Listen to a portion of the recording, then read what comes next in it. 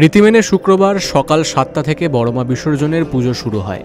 তার আগে থেকেই হাজারের বেশি পুলিশ, বম্ব স্কোয়াড, লাগাতার চেকিং, 300-র বেশি স্বেচ্ছাসেবকের উপস্থিতিতে নৈহাটির অরবিন্দ রোডের জায়গায় জায়গায় ব্যারিকেড করে ভিড় নিয়ন্ত্রণ করা হয়েছে।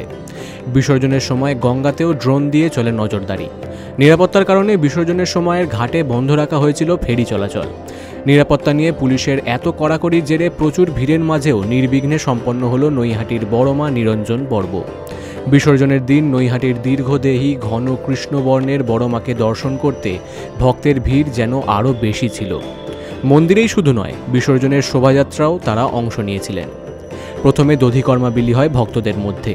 তারপর দুপুর 2:30 নাগাদ দেবীর সোনার উপর গয়না খুলে ফুলের সাজ শুরু হয়।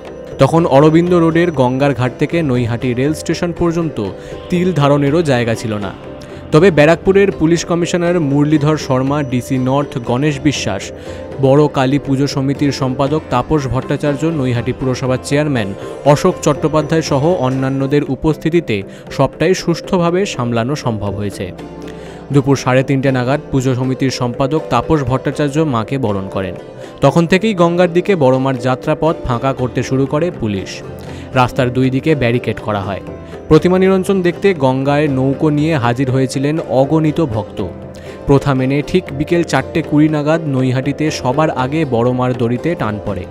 তখন রাস্তার দুই পাশে থাকা সব বাড়ির ছাদে ভিড়। বিদায় বেলায় সেই ভিড় থেকেই ভক্তরা পুষ্পবৃষ্টি শুরু করেন। সঙ্গে শুরু হয় বাতাসা বিলি। সেই ফুল বিছানো রাস্তা দিয়ে গঙ্গায় রাজবেশে যখন বড়মা নিরঞ্জন হচ্ছে, তখন ভক্তদের মুখে উচ্চারিত জয় বড়মা ও ধর্ম যার যার বড়মা সব্বার ধ্বনি মন্ত্রের মতো আকাশে মিশে যেন পবিত্রতায় ভরিয়ে দিচ্ছিল।